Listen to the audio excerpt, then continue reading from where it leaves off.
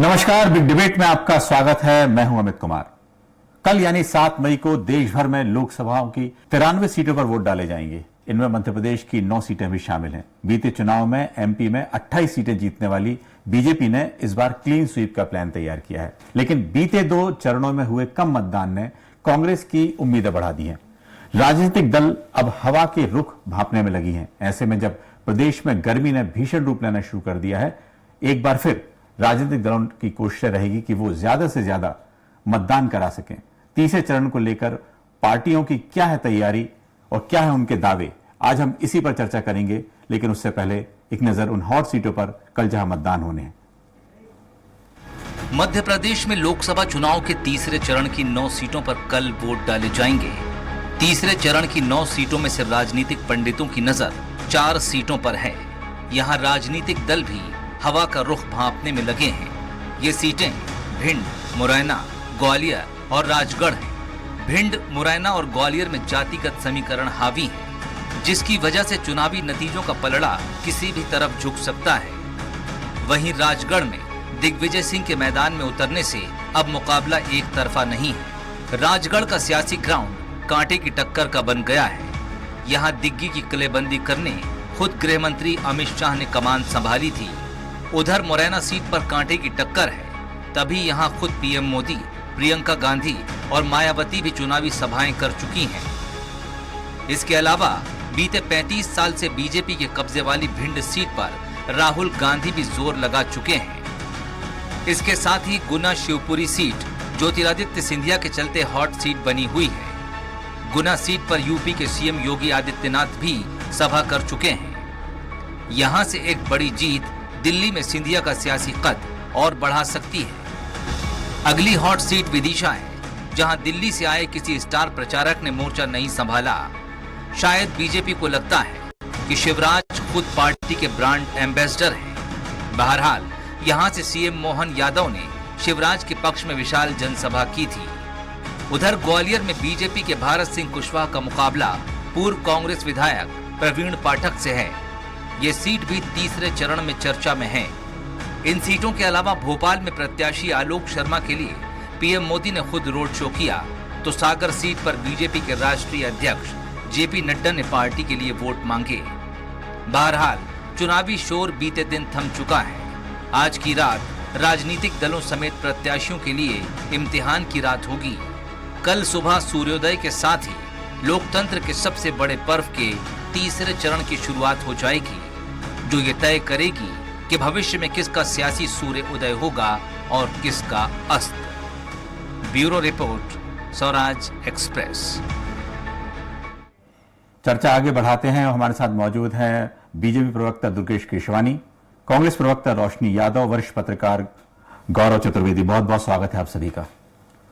दुर्गेश जी, तीसरा चरण, पिछले 2 चरणों के बाद क्या इस बार की तैयारी, क्योंकि पिछले 2 चरणों में जिस तरह से मतदान कम हुआ, उसको लेकर क्या तैयारी बीजेपी की खास तौर से? देखने में तो मैदान में दिख रही थी, नेताओं के दौरे भी थे, लेकिन खास तौर से मतदाताओं को बूथ तक ले जाने की क्या तैयारी है? देखिए, पहले तो मैं जो प्रदेश की जनता है तो तीसरे चरण में मत करने, उनसे सभी से विनम्रता से आग्रह कर रहा हूं कि पहले मतदान बाद में जलपान, क्योंकि उन्हीं के वोट से ही देश की प्रगति और देश की दिशा और दशा तय हो। निश्चित ही हम 64,523 बूथों पर हम फिजिकल भी उपलब्ध हैं, डिजिटल भी उपलब्ध हैं, और जो हमारे अर्ध पन्ना प्रमुख हैं, पन्ना प्रमुख हैं, बूथ समितियां हैं, हम पूरी तैयारी के साथ मैदान में हैं। भाजपा पार्षद से लेकर पार्लियामेंट तक का चुनाव पूरी दमदारी से लड़ती है, और यह चुनाव भी हम पूरी दमदारी से लड़ रहे हैं। हम मिशन 29 को लेकर आगे हैं, और देश में अब की बार 400 पार को लेकर हम जनता के बीच में। जनता हमें लाड़ दे रही है, दुलार दे रही है, प्यार दे रही है, आशीर्वाद दे रही है। इसका कारण ये है कि हम सतत जनता के संपर्क में रहने वाले लोग हैं, और निश्चित रूप से पूरी तैयारियां हैं। सभी आह्वान कर रहे हैं, सभी जनता से अपील कर रहे हैं, चुनाव आयोग भी अपील कर रहा है, सामाजिक संगठन भी अपील कर रहे हैं। सभी अपील के माध्यम से इस चीज को जनता तक पहुंचाने का काम कर रहे हैं कि निश्चित ही सबसे पहले मतदान करें, मतदान अवश्य करें, क्योंकि उन्हीं के मतदान, इस लोकतंत्र के महापर्व में जो मतदाता हैं, उन्हीं के मत रूपी आहुति से ही देश की दिशा और दिशा तय होती। बिल्कुल बिल्कुल, आपने बिल्कुल ठीक है, मतदान जरूर करें और ज्यादा से ज्यादा मतदान होगा वो सभी के पक्ष में हो सकता है। रोशनी जी, लगातार ये बताएं कि इस तीसरे फेज में समय ज्यादा मिल गया, करीब 9-10 दिन का समय मिला है, तो इसको लगता है कि कांग्रेस ने अपना जो एक बैकअप था वो तैयार किया है क्या? क्योंकि जिस तरह से अभी दुर्गेश जी कह रहे थे कि 29 की 29 सीटें उनको मिलने वाली हैं, क्या किस तरह की तैयारी की है कांग्रेस ने?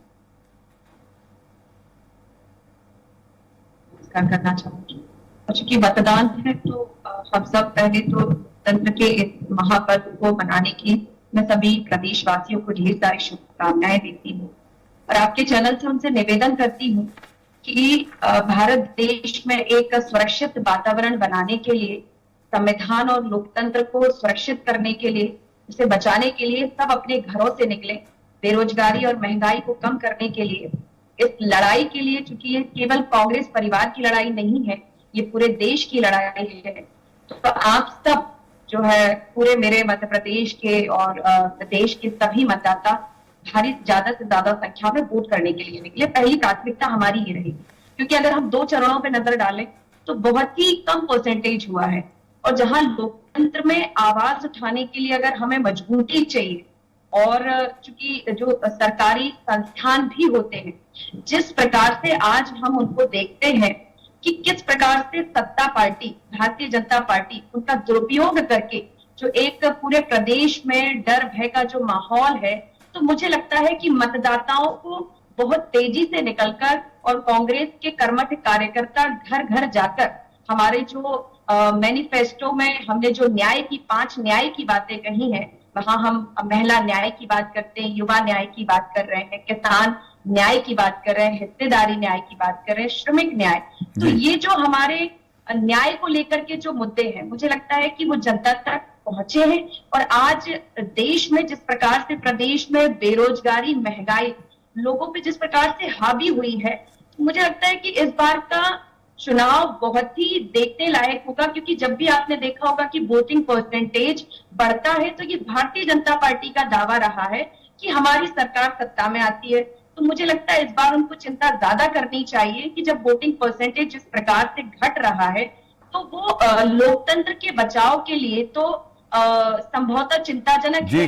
जी रोशनी जी, आपने बहुत सारी इसमें बातें बताई हैं कि किस तरह से मुद्दे आपने उठाए हैं, लेकिन हमारे साथ वरिष्ठ पत्रकार गौरव चतुर्वेदी जी हैं, लगातार एक सीट पर उनकी नजर रही है पिछले 1 मिनट। आप दुर्गेश जी आपके पास आ रहे हैं, एक छोटा सा सवाल ये है जो इसी जो रोशनी जी ने अभी बात रखी है उससे आया है कि लगातार इस दौरान देखा जाए पहले फेज में भी खास तौर से नेताओं का दल बदलना और जिनका एमएलए जो हुए हैं, 3 कम से कम एमएलए जो हैं वो कांग्रेस से बीजेपी में आए हैं और कल भी निर्मला सप्रे का भी आना, आपको लगता है कि मुद्दों से बढ़कर ये भी एक मुद्दा रहा है कि कांग्रेस के 3 एमएलए, कई नेता हैं, बड़े बड़े नेता हैं, उनको तो अपन छोड़ भी दें, जो संवैधानिक पद पर बैठे हैं, उनका पार्टी में जाना कहीं ना कहीं असर डालेगा क्या इस पूरे प्रक्रिया में जो देख रहे हैं मतदान की? या मनोबल कम होता है क्या कार्यकर्ताओं का कुछ इस तरह से? अमित, नेचुरल तौर पर मनोबल कम करने वाली बात है। वो कार्यकर्ता जो लगातार अपनी पार्टी के लिए काम कर रहा हो, अचानक किसी दूसरी पार्टी का दामन थाम लेता है, कारण कुछ भी रहे, लेकिन अंतिम समय में जब वो दूसरी पार्टी का दामन थाम लेता है तो जो उसके स्थानीय कार्यकर्ता और जो समर्थक होते हैं वो उस पूरे चुनावी मैदान में साइलेंट हो जाते हैं। इसका एक बड़ा नुकसान उस दल को होता है जिस दल के ये विधायक या कार्यकर्ता जाते हैं। तो ये बात तो तय है कि नुकसान उनको हो रहा है, लेकिन एक सबसे बड़ी बात है अमित की कि पूरे मतदान का प्रतिशत जो कम होता हुआ हमें नजर आया 2 चरणों में, इस चरण में कितना रहता है तो कल शाम को पता पड़ेगा जी। लेकिन जिस तरीके से मतदान प्रतिशत कम हुआ है उससे एक बात ये भी तय मानी जाना चाहिए कि आम जनता में इस तरह की राजनीतिक घटनाओं को लेकर अरुचि पैदा हुई है। पूरा चुनाव अगर आप देखें तो मुद्दों की बजाय व्यक्ति पर आधारित हो गया, चाहे कांग्रेस हो चाहे भाजपा हो, एक दूसरे को कोसने का काम कर रहे हैं। जहां राहुल जी नरेंद्र मोदी को कोसने का काम कर रहे हैं, वहीं नरेंद्र मोदी जी राहुल को कोसने का काम कर रहे हैं। तो ये जो व्यक्तिगत टीका टिप्पणी रही है जी, उसने भी आम मतदाताओं में बेरुखी दिखाई। बिल्कुल, मैं दुर्गेश जी के पास आऊंगा, उनको कुछ अपनी बात भी रखनी थी, लेकिन जिस तरह से अभी गौरव जी कह रहे थे कि दो चेहरों पर चुनाव, मतलब पार्टी के कार्यकर्ता लगे हुए हैं, बीजेपी के कार्यकर्ता फौज या कांग्रेस के कार्यकर्ता लगे हुए हैं, लेकिन मोदी की गारंटी में पूरा चुनाव, कई बार प्रत्याशी भी गौड़ हो जा रहा है, वो मोदी की गारंटी मानी जा रही है, और दूसरी तरफ राहुल गांधी। तो आपको इस बारे में क्या कहना है? आपको अपनी बात रखिए। देखिए, सबसे पहले तो रोशनी जी किसी न्याय की बात कर रही थी, जिन्होंने देश में 70 साल तक अन्याय करते रहे जी, भय वो भ्रष्टाचार दिखाकर ही राजनीति करते रहे। आज फिर वो यही इन बातों के इर्द गिर्द बात नहीं थी, और वो कार्यकर्ताओं की बात कर रही है कि कार्यकर्ता तो कांग्रेस के घर घर जाएंगे। तो कांग्रेस के कार्यकर्ता बच्चे कहाँ हैं? ये तो निकले रोशनी जी, 4.5 लाख को लोग भाजपा ज्वाइन कर चुके हैं, और उसके बाद भी जनता कांग्रेस एक टूटता हुआ जहाज है, उस पर कोई सवारी नहीं करना चाहता है। और रोशनी जी शायद अभी भी उसकी भ्रम में जी रही है कि उनके कार्यकर्ता है। ये अभी शायद इन्होंने ज्वाइन की है पार्टी, जब भी जिसका समय हुआ होगा। पर सुरेश पचौरी जी जो पूर्व में कांग्रेस के नेता थे, नगर निगम के जब चुनाव थे अमित जी, तो नगर निगम नगरीय निकाय चुनाव में कांग्रेस के पास बिठाने के लिए कार्यकर्ता नहीं थे, पेट भर कर बिठाने पड़े थे। और डूबते हुए जहाज में जिसको 4.5 लाख से ज्यादा लोग पहुंच चुके हैं, और अन्य नेता आज तक सतत आ रहे हैं। अब ये उनकी बुराई करने का काम कर रही है और ये न्याय की बात कर रही है। सिर्फ एक ही न्याय कांग्रेस के लोग चाहते हैं कि राहुल गांधी इन प्रकरण सत्ता पे काबिज हो, उसी न्याय के इर्द गिर्द इनकी लड़ाई है। दुर्गेश जी, मैंने आपसे सवाल भी किया था कि सिर्फ जो मोदी गारंटी को लेकर ही मुद्दों की कई बार रोशनी जी ने बात की थी, उन मुद्दों को लेकर जो बेरोजगारी से लेकर मुद्दे उन्होंने गिनाए, या न्याय की बात भी की थी, लेकिन इस 24 का चुनाव जो है सिर्फ मोदी की गारंटी पर हो रहा है। देखिए, निश्चित रूप से हमारी गारंटी को जनता आशीर्वाद दे रही है जी। एमपी के मन में मोदी, मोदी के मन में एमपी, और जनता मोदी जी को पसंद कर रही है। जनता पूरा विश्व मोदी जी को पसंद करता है। तो निश्चित ही जब आप किसी चीज के लिए आप किसी बात को जब आगे लेकर बढ़ते हैं और देश की बातों को लेकर बढ़ते हैं, आप डबल इंजन की सरकार लेकर जनता के बीच में है, तो जनता उसका आशीर्वाद सतत हमको देती आ रही है। अब रोशनी जी कह रही राहुल गांधी की पार्टी की नेता, तो जो राहुल गांधी की पार्टी के लिए, राहुल गांधी जी के लिए जो उनके ही नेता कहते थे कि राहुल गांधी जी आज भी वो 20 साल से एक ही मुद्दों को लेकर जनता के बीच जाते हैं, जिसमें जनता उनको सतत नकार रही है। आज इनको समीक्षा करनी चाहिए, आत्ममंथन करना चाहिए, आत्मचिंतन करना चाहिए अमित जी कि कैसे 440 से हम 40 पे आ गए, और इस बार तो कांग्रेस डबल डिजिट में भी आने वाली नहीं है। इसका कारण ये है कि ये सभी एक ही चीजों की, अगर बेरोजगारी की बात करेंगे ये, तो इनके समय पे स्टार्टअप कितने थे, हमारे समय में लाखों की संख्या में स्टार्टअप थे। इनके कांग्रेस की सरकार में 250 ही स्टार्टअप थे। जो जॉब सीकर थे वो आज जॉब गिवर बन के सामने आ गए, वो सबको नौकरी देने की उसकी स्थिति में आ गए। तो कांग्रेस ने जब रोजगार को लेकर मजाक बनाना शुरू किया, सब चीजों सब बातों को, क्योंकि कांग्रेस प्रकरण इनको सत्ता पे काबिज होना है, सत्ता कैसे हाथ से दो, उसके लिए सभी झूठ बोलेंगे, छल करेंगे, कपट करेंगे, धोखा देंगे, भ्रम फैलाएंगे और डराकर ये वोट मांगने की बात करेंगे। तो जनता समझ चुकी है कांग्रेस के चरित्र को कि 70। दुर्गेश जी, आपने इस बात को रखा कि कम से कम आप 400 पार के नारे के साथ हैं, कांग्रेस प्रवक्ता रोशनी जी हैं, वो इस बात को जरूर बताएं कि आपकी खासतौर से मध्य प्रदेश की हम जो चर्चा कर रहे हैं यहां पर, यदि आपको लगता है कि एक सीट जो छिंदवाड़ा एक नाक की लड़ाई बनी हुई थी, इसके बाद कौन सी सीट है जो आपको ऐसा लगता है जहां पर कांग्रेस ने अपनी पूरी ताकत को लगाया हुआ है? पहले तो जो मेरे दुर्गेश भाई कह रहे हैं, और मध्य प्रदेश में मैं बताऊँ, अभी राजगढ़ सीट पे आदरणीय दिग्विजय सिंह जी बहुत अच्छा कर रहे हैं। वो बहुत जमीनी नेता उभर के, और बहुत लंबे समय से वो क्षेत्र उनका इंतजार कर रहा था, और इससे पहले भी 2 चुनाव का कार्यकाल उनका वहां पे बहुत अच्छा रहा है। और जमीन पे उतर करके उन्होंने बहुत अच्छा परिश्रम किया है, और आप देखिएगा आने वाले समय में हम राजगढ़ सीट को लेके बिल्कुल निश्चिंत हैं। क्योंकि जिस तरीके से आप देखिए कि अमित शाह जी वहां गए थे, गृह मंत्री जी, तो उन्होंने तो अपनी मर्यादाओं को, भाषा को, और जो अभी मेरे भाई बात कर रहे थे बोल करके आए थे कि आशिक का जनाजा निकाला जाएगा, तो ये वक्त बताएगा और रिजल्ट बताएगा कि क्या आशिक का जनाजा निकलता है या क्या परिणाम आते हैं। तो ये जो भाषा और मर्यादाओं की और जो चरित्र की मेरे भाई बात कर रहे थे, तो कांग्रेस परिवार में जो भारतीय जनता पार्टी धर्म और राम और इस तरीके का जो अपने चरित्र को चरितार्थ करती है, तो मुझे लगता है कम से कम इनको सूझबूझ को रखना चाहिए कि आज ये 2 चरण का जो चुनाव हुआ है, और आप भी देख रहे होंगे कि ये मुद्दों पर चुनाव नहीं हो रहा है। भारतीय जनता पार्टी हर बार जो है अलग मुद्दे लेकर के, एक मुद्दे में आपने पिछली बार देखा होगा कि कैसे हिंदू मुस्लिम मांस मछली मंगलसूत्र को लेकर के ये बात कर रहे हैं, ये पर्टिकुलर एक समुदाय को टारगेट करके कह रहे हैं कि जो जिसकी बच्चों की संख्या ज्यादा है उसमें संपत्ति बांट दी जाएगी। अगर हम बच्चों की संख्या के अकॉर्डिंग देखें तो डॉक्टर भीमराव अंबेडकर भी नहीं होते, जो संविधान जिन्होंने दिया है, जिन्होंने हमें बोलने की आजादी दी है, मेरे दुर्गेश भाई भी प्रवक्ता बन के बोल रहे हैं। तो मुझे लगता है कि हम संविधान को फॉलो करना चाहते हैं। ये अपनी राजसत्ता बनाने के लिए, सत्ता पे काबिज होने के लिए आज इतने निचले स्तर पर ये लोग उतर चुके हैं। मुझे लगता है कि अगर मुद्दों पर ये लड़ाई लड़ते तो आज इस देश का युवा, गरीब, किसान, महिला बहन कोई किसी को जो है ठगा हुआ सा महसूस नहीं करती।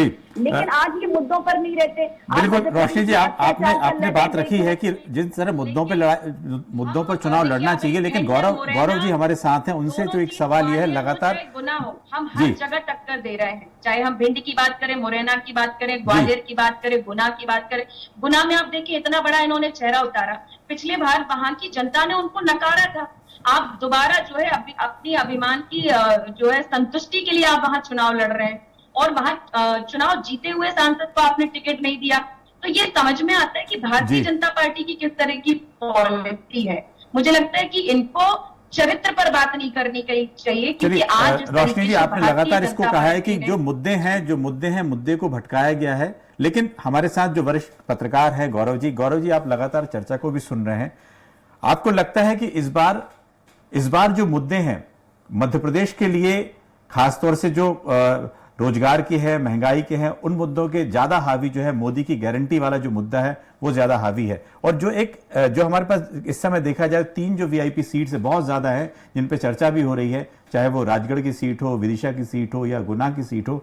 लगता है यहां पर कुछ चूंकि यहां पर जो शिवराज सिंह चौहान है वो अपने मार्जिन बढ़ाने को लेकर काम कर रहे हैं कहीं, तो आपको लगता है कि इस बार जो है मार्जिन को लेकर एक बड़ी लड़ाई चल रही है? जी स्वाभाविक तौर पर मध्य प्रदेश में लगभग 4 सीटों पर मार्जिन बढ़ाने की लड़ाई थी। अगर देखा जाए तो एक थी खजुराहो, एक इंदौर, एक विदिशा और एक गुना जी। इसके पीछे सबसे बड़ा कारण है कि जो नेता खास करके इन सीटों पर लड़ रहे हैं, जैसे शंकर लखवानी इंदौर में पिछली बार 90 मतों से जीते थे, इसलिए वो चाहते थे कि ये मत और बढ़े। बिल्कुल। बाकी विष्णुदत्त शर्मा जी, शिवराज सिंह चौहान और ज्योतिरादित्य सिंधिया का पूरा जोर ज्यादा बड़ी जीत पर इसलिए था कि यहाँ पर जो भविष्य की राजनीति में बड़ा योगदान देंगे मध्य प्रदेश की केंद्र की राजनीति में, उनमें से ये तीनों नेता प्रमुख तौर पर माने जाते हैं। और वहां पर अपने नंबर बढ़ाना सबसे बड़ा टारगेट इन तीनों नेताओं का रहा है। और इसीलिए खजुराहो में भी क्योंकि प्रत्याशी हट चुका था, मतदान एक पार्टी के पक्ष में थोड़ा ज्यादा जाएगा, बाकी और कोई कैंडिडेट नहीं था। लेकिन विदिशा में और गुना की बात करें तो यहाँ पर सिंधिया को अपने आप को बड़ा बताना है और शिवराज जी को अपने आप को बड़ा बताना है। इस लड़ाई के साथ एक चीज और तरीके से आप देखें कि विदिशा में कोई बड़ा नेता नहीं गया, शिवराज जी को सबसे बड़ा नेता मानकर छोड़ दिया गया अकेले। वहीं अगर हम बात करें राजगढ़ की, तो राजगढ़ में दिग्विजय सिंह जैसे नेता के सामने मोदी जी की एक भी सभा नहीं की गई, जबकि रोडमल नागर दिग्विजय सिंह के मुकाबले उतने बड़े नेता नहीं। बिल्कुल। एक सवाल गौरव जी आपसे बात करते एक सवाल आया है प्रिय इस समय रोशनी जी से, कि ये आपको लगता है कि किस तरह से चाहे कमलनाथ हैं या दिग्विजय सिंह जी हैं, ये लगातार अपने क्षेत्र में बन के रह गए, और खासतौर से कमलनाथ का तो कहीं और कोई पहले फेज के बाद से कहीं पर सभाएं भी नहीं हुई है। देखिए कमलनाथ जी अपने क्षेत्र के चुनाव के बाद कई जगह सभाओं में गए, नर्मदापुरम में भी गए थे सभाओं में। तो मुझे लगता है कि हमने इस चुनाव को क्षेत्रीय लेवल पर रखा है, जहाँ पे कमलनाथ जी ने अपने पूरे सामर्थ्य और पूरी ताकत को जुटा के छिंदवाड़ा के चुनाव को जीत की ओर ले जाने का कार्य किया। वहीं दिग्विजय सिंह जी की मैं बात करूं तो 7 मई के वोटिंग के बाद वो भी पूरे प्रदेश में निकलेंगे, तो ये एक अच्छा चुनाव होगा। जी। गौरव जी लगातार आपने कहा है कि एक अच्छा लेकिन चुनाव। आप देखिए कि इनकी नीति को हम नहीं अपनाते हैं। जी। जैसे खजुराहो की अभी ये बात जी। कर रहे थे, जी। खजुराहो में आप देखिए किस तरीके से इन्होंने नामांकन को निरस्त कर दिया, जबकि आप और हम सब जानते हैं कि लोकायुक्त अधिनियम में ऐसा नियम और कानून बनाया है कि भाई स्कूटनी के बाद अगर किसी से कोई गलती होती है तो उसको सुधार करके हम जो है फॉर्म को आगे बढ़ा सकते जी। हैं, लेकिन उसको निरस्त कर देते हैं। चंडीगढ़ का हम एग्जाम्पल देख लें तो इन पर ये सवाल इसलिए उठता है कि आप लोकतंत्र की हत्या कर रहे हैं, और सुप्रीम कोर्ट ये कहता है कि लोकतंत्र की हत्या कर रहे हैं, क्योंकि चंडीगढ़ का नजारा पूरे देश ने देखा है। तो जिस तरीके से आप चाहे इंदौर देख लें, चाहे ये यहाँ देख लें, चाहे वो बीना का विषय हो, देखिए मैं ये मानती हूँ कि संविधान को ध्यान में रखते हुए जिस पार्टी में रह के वोटर्स ने आपको चुना है, उसके बाद आप जो है सत्ता का परिवर्तन करके या दल परिवर्तन करके लोगों को जोड़ने का प्रयास करते हैं। इस बार ये जवाब भारतीय जनता पार्टी को जरूर मिलेगा,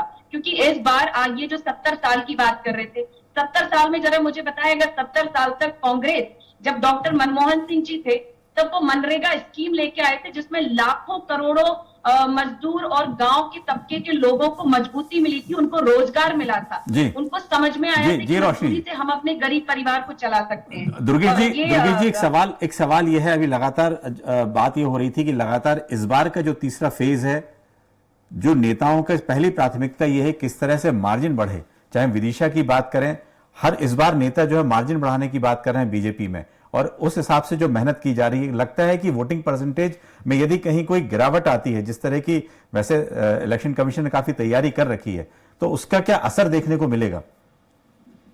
देखिए, हम तो चाहते हैं कि जनता ज्यादा से ज्यादा वोट करने का काम करे, और हम भी जनता से अपील कर रहे हैं, जो सामाजिक संगठन है वो भी अपील कर रहे हैं, चुनाव आयोग भी अपना काम कर रहा है, सबसे अपील कर रहे हैं, सबसे निवेदन कर रहे हैं कि अधिक से अधिक मतदान हो, और निश्चित ही हमारी जो लीड पूर्व की रही है सभी 29 सीटों पर हम ज्यादा और मार्जिन से आए।